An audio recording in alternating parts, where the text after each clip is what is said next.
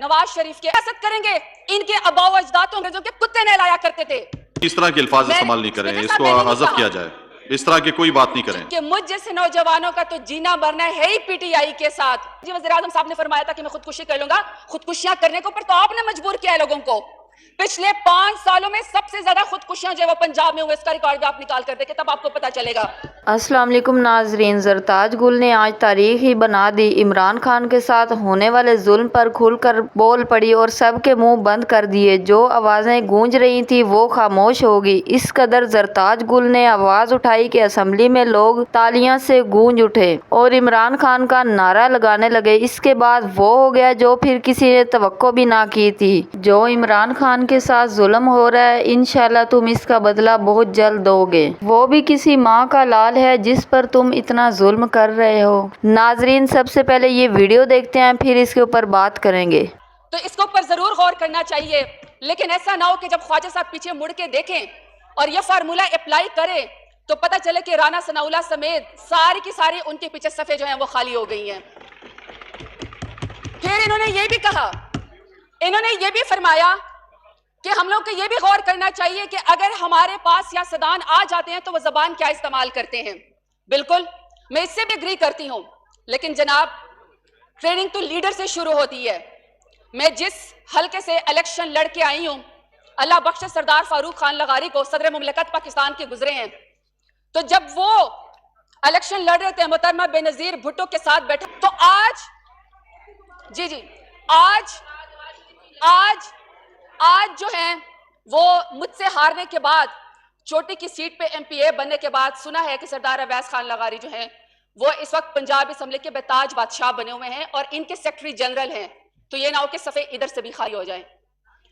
हमारे ये सीनियर हैं और ये सीनियर हमें कहते हैं कि आप लोग ऐसी प्लानिंग करें जो प्लानिंग आपके काम आए। तो स्पीकर साहब मैं क्या करूं कि मेरा सीनियर शाह साहब यहाँ पे खड़े होकर कहते हैं कि आप क्यों डैम बनाते हैं। 40 साल से जिन लोगों के मेरे साथ समेत शायद बाल भी सफेद हो गए होंगे, एक मुताले पाकिस्तान की बुक में पढ़ा करते थे जी, इंडस वाटर ट्रीटी, इंडस तास मुआहिदा, वो सिर्फ किताबों की हद तक रह गया क्योंकि आपने मनसूबाबंदी नहीं की। जब आपको मनसूबाबंदी करनी थी तो आप तो साड़ियां और आम की पेटियां भिजवाते रहे और वो आपके दरवाजों के बंद बांधते रहे थे। आज हमारे सीनियर इस बात का मजाक उड़ा रहे हैं कि हमने डैम की बुनियाद रखी है। अगर आप चाहते हैं कि आपका मुल्क एक एक पानी की बूंद को तरसे, आपके मुल्क में कहत साली आ जाए, बाय द वे कहत साली तो पहले आ चुकी है। आप लोगों ने कभी इस बात के लिए प्लानिंग नहीं की कि थर के अंदर बच्चे क्यों मरते हैं ग़िज़ाई किल्लत से, बलोचिस्तान के अंदर ड्राउट क्यों आया हुआ है, आप लोगों ने कभी उसके लिए नहीं किया। और आज आप चाहे एक्स जज हो जाए, चाहे प्राइम मिनिस्टर इमरान खान हो जाए, आज आप इस बात का मजाक उड़ाते हैं कि आपको बंद नहीं बांधने चाहिए, आपको डैम नहीं बनाने चाहिए। चाहे उसमें 10 रुपए आ जाए, चाहे उसमें 10,000 रुपए आ जाएं, ये डैम इंशाल्लाह बन के रहेगा। फिर हमारे सीनियर फरमाते हैं कि आपने अपनी सफों में से अपने वजीर खजाना को या आपने अपने फलाने मिनिस्टर को कैबिनेट में से बाहर निकाल दिया, आपने उनसे पोर्टफोलियो वापस ले लिया। चले वो तो हमारी पार्टी का मसला है। हमारी पार्टी में तो नया पाकिस्तान के अंदर हर शख्स मीडिया के सामने, आपके सामने, पार्लियामेंट के सामने स्टैंडर्ड इतने हाई हो गए कि हम हर चीज के जिम्मेवार जवाब देते हैं।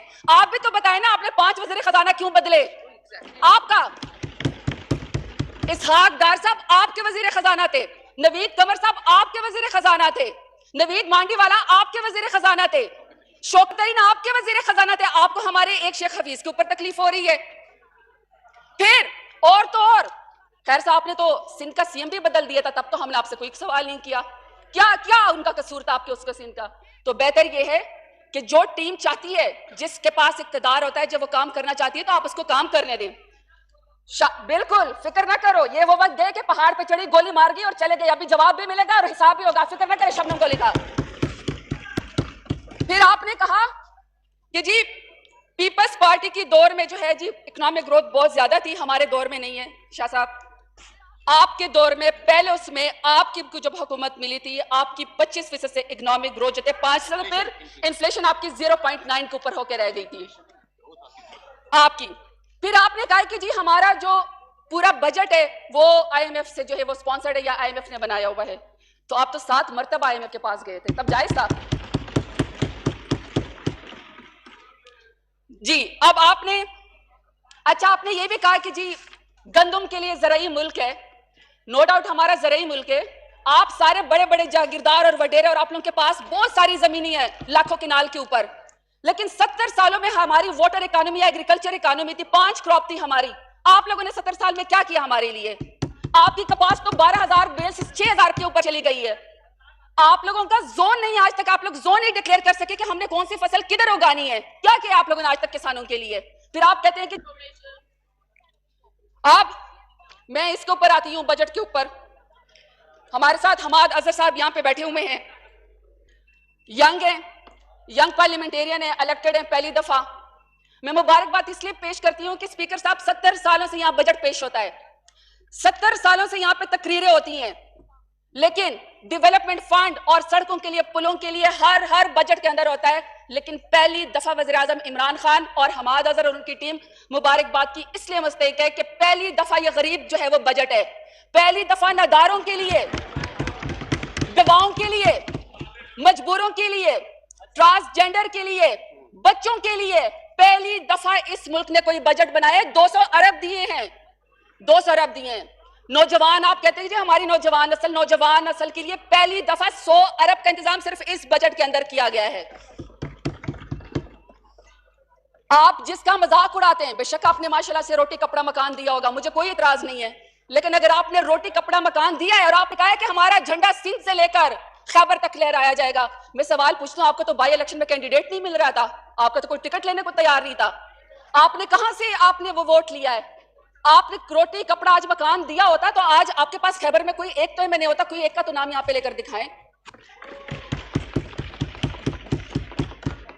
تو پہلی دفعہ آپ لوگ 3 دفعہ حکومتیں کرنے کے بعد ریجنل آپ لوگ پارٹیاں بن گئے ہیں, تو 50 لاکھ گھروں کی بات تو ہم نے کی ہے.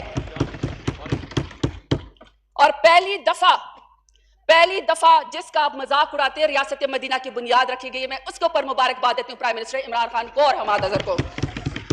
ورنہ تو اسپیکر صاحب ساری قوم کو پتا ہے, سڑک پہ ایک ریڑھی والے کو بھی پتا ہے کہ اس ملک میں 31,000 ارب قرضہ لیا گیا ہے. منہ پہ بھی نہیں چڑھتا, ہمیں تو وہ ڈیجٹس بھی نہیں آتے, ہم نے تو کبھی کروڑ روپے بھی نہیں دیکھے. 31,000 ارب قرضہ لیا گیا ہے.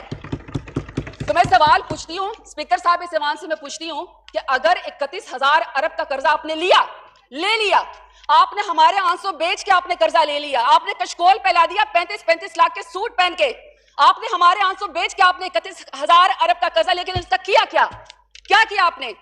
اگر 31,000 ارب اس ملک کے اوپر لگے ہوتے تو کیا آج اس ملک کی یہ حالت ہوتی؟ ملک کا دیوالیہ نکلا ہوتا؟ یہ ملک نظر آتا ہے کہ 31,000 ارب اس کے اوپر لگے ہوئے ہیں. تو جناب اسپیکر, سروے کہتا ہے کہ پچھلے وزیر اعظم نواز شریف صاحب کے پاس 6 کروڑ روزانہ کا ثوابدیدی فنڈ تھا. 5 ان کے کیمپ آفیسز جو ان کے اپنی پارٹی کے تھے, اس کا خرچہ بھی اس غریب قوم کے اس سے نکلتا تھا, جیب سے نکلتا تھا. پھر خادم اعلی صاحب نے فرمایا تھا کہ میں اس ملک کو, میں پنجاب کو صاف پینے کے پانی کا پروجیکٹ دوں گا, اور اس کا کیا کیا؟ اپنے داماد عمران کے اس کے ایک بلڈنگ کو 30 لاکھ ماہانہ کے اوپر قرضہ لیا گیا, اس کو جو ہے وہ رینٹ کے اوپر لیا گیا, کروڑوں روپے میں تزئین و آرائش کی گئی, اور پھر کنفیشنل کرمنل سٹیٹمنٹ ایک خادم اعلیٰ نے دی ہے کہ میں نے 4 ارب پنجاب پہ لگائے مگر میں ایک صاف پینے کے پانی کا قطرہ بھی نہیں دے سکا. اب ان کے بڑوں کے اوپر آتے ہیں, ان کے بڑے جو ایکس پریزیڈنٹ تھے, میں تو نہیں کہہ رہی ہوں اس وقت سارے کیسز جو ہے یہ بھگت رہے ہیں, وہ کہہ رہے ہیں کہ اومنی گروپ کے 34 کمپنیوں کے 77 جعلی اکاؤنٹ میں سے 62 ارب کی منی لانڈرنگ کی گئی ہے. تو یہ 34,000 ارب میں سے تو 162 ارب تو منی لانڈرنگ میں چلے گئے. پھر انہوں نے کہا کہ جی ہم نے اپنے آپ کو کٹ ڈاؤن کیا, ہم نے بڑا اچھا سندھ کا بھی نمونہ دیا, پنجاب کا نمونہ دیا, پاکستان کو ہم نے بڑی سہولیات دی. لیکن اسپیکر صاحب $28,000 صرف ان کے کرایوں کے لگے, $28,000. جدہ اور دبئی میں بیٹھ کے ان لوگوں کی میٹنگز ہوا کرتی تھی کابینہ کی. اس کے علاوہ $3,000 کے ٹیلی فون کے بل تھے جو انہوں نے قومی خزانے سے جو ہے وہ دیے ہیں. آپ خود سوچیں کہ قرضوں کے اندر جکڑا ہوا ایک ملک, لوگ خودکشیاں کرنے کے اوپر مجبور, اور میاں صاحب کا جو پورا سٹاف تھا وہ لندن میں چرچل ہوٹل میں 4.5 لاکھ روپے ماہانہ پہ سٹے کیا کرتا تھا, وہ پیسے بھی ہماری جیب سے دی گئے. 4.5 ارب ڈالر کی, $4.5 کی میں بات کریں, سوری, $4.5 لاکھ کی. یعنی کہ لندن یاترا, ان کے گھروں کے بل, ان کے بجلی کے بل, ان کے اخباروں کے بل, ان کے سٹاف کے بل, ان کی فیملی کے بل یہ سب کے سب اس 31,000 ارب جو ہمارے اوپر قرضہ چڑھائے گا اس میں سے دیے گئے. لہٰذا جناب اسپیکر صاحب میں قوم کو بتانا چاہتی ہوں کہ بدلے میں یہ جو کہتے ہیں شاہ صاحب نے کہا کہ آپ کو تو ہم نے بڑا اچھا ملک دیا ہے, آپ کے لیے تو بڑا آسان تھا ملک چلانا, تو میں بتا دیتی ہوں کہ کتنا آسان ملک ہمیں انہوں نے دیا.